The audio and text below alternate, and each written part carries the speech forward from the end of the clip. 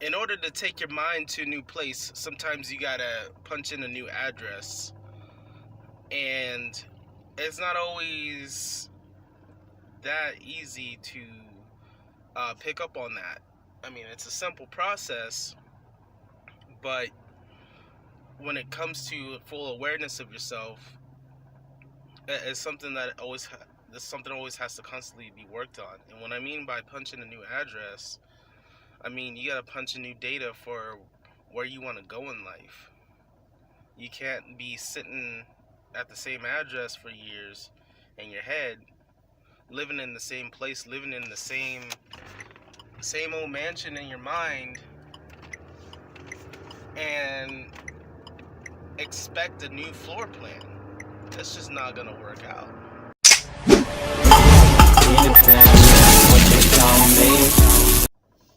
Today I'm going to talk to you about content control. And no, I'm not talking about content control as far as parental control over what your kids are watching. I'm talking about content control in your mind. Is what you're taking into your mind being produced out of your mouth? Are you taking in content that is producing bad content or negative content that can hurt yourself or that can hurt other people around you? Even if you feel like you're not hurting anybody by being negative or with negative talk or anything to yourself, you are, because you're hindering the value that you could put out there into the world that can absolutely help somebody. So you really have to pay attention to what you're listening to, what you're watching, the people you're hanging around with. Sometimes if you can't find good people to be around, sometimes the solution is to be alone. Even though it's not always healthy to be alone either, but I'd rather be alone, physically at least, rather than being surrounded by people that are just going to hold me back in life. And the decision that you got to make is, do I want to have bad company, or do I want to have good peace of mind? And that's content control. The best way to control the content in your head is to think about the kind of person you want to be, and then try to find those people, either physically, if you can be around them in a physical community, or look somebody up like that on YouTube. Now, you may not know who you want to be like deep down internally yet, and you may not be into like personal development like that, but what's a career path you want? Do you want to be a doctor, a lawyer, a pastor? Do you want to be do you want to just be a better like coworker? Be better on the job? Look up content like that on YouTube, and then really start to study those people and how they are and the content that they're putting out there. Because eventually, the more you listen and watch those people on YouTube or podcast or whatever your flow is, the more you start to become like those people. And the rule of thumb that's always been tried and true is that faith comes by hearing and hearing. And the more positive thinking that you hear, the more faith that you'll have in yourself. So that's why I put these videos out there. I just want people to have faith in themselves, and because I know what it's like to not have faith in myself. I know what it's like to not have faith in anything, and that's dramatically changed in my life. So I highly recommend, since you're already here, why not just plug into these videos? Subscribe to the channel, make sure you get the updates, hit the bell button, like and share and all that good stuff, right? And continue to also leave comments below, or leave a comment if you haven't done that yet, because I want to hear from you. I want to hear your advice on how to control the content in your mind, and how to overcome insecurity. As you see, I've been making videos about that a lot lately, so everyone's opinion matters, especially yours. So I gotta finish driving, gotta get to work here, but I'm gonna put on some personal development. I'm gonna share that with you, so that way you can get some motivation in your day as well. Alrighty, until next time, folks.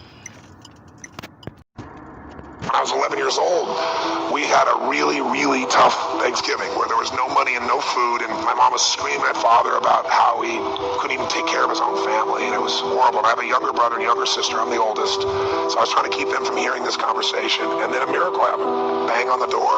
I'm the oldest, they're screaming, so I go answer the door.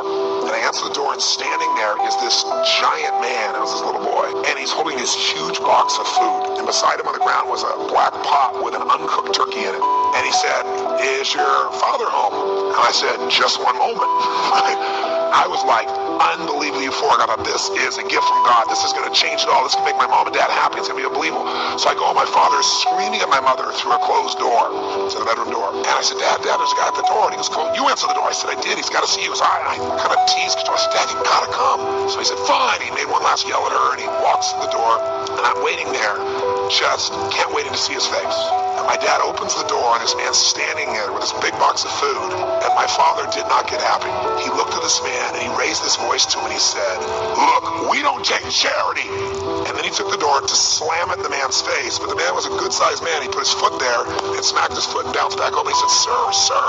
He said, please take this. And my father said, we don't take charity. He went to slam it again. And this time the guy put his shoulder against it so he couldn't do it. And then my father's staring at him. It's like these two males starting to get in this intense mode. And one's just trying to give a gift, and I'm freaking. And then the guy said something that I'll never forget. And in moments I wish he hadn't said. But he found a way to force my father. He's holding this thing, and he looked at me, and then he looked at my dad, and he said, don't make your family suffer because of your ego. Now my dad's level of energy increased, but he was also trapped. So he took the food, slammed it on our table, and slammed the door in the man's face and everything. And I didn't know what to do. Part of me wanted to cry. Part of me was crushed. And I watched my father storm off and went on back to scream at my mother. And I remember that day just thinking, I don't understand. You gotta realize you can't lose anything. You can transform things, but you can't lose anything. Now you can try and pretend you've lost something. You can be upset with somebody and they go, oh my God, I've lost their love, or they've lost mine, or I've lost respect. How do you lose respect? You can't lose something that's already inside of you. Love is not something you have to go looking for when it's where you come from. My mom was 5'1", I'm 6'7". The idea how she gave birth to me is mind-boggling. She loved the attention she got partying or dancing, but she would never go to the grocery store. I did that every day of my life. I went on my bicycle to the grocery store, made the meals. She never came out of this room. We lived in a 1,200 square foot house, and my forefathers all lived in the living room at different times. She was a very powerful and intense lady. But, again, I'm not saying this to be positive. It's just really true. Everything in my life has come from all those things that are there, all the drives. Now I could have just beat myself up or felt sorry for myself, but fortunately I didn't do that. What you get, that's how we live it. Don't be mad at the system, it's simply how we've existed.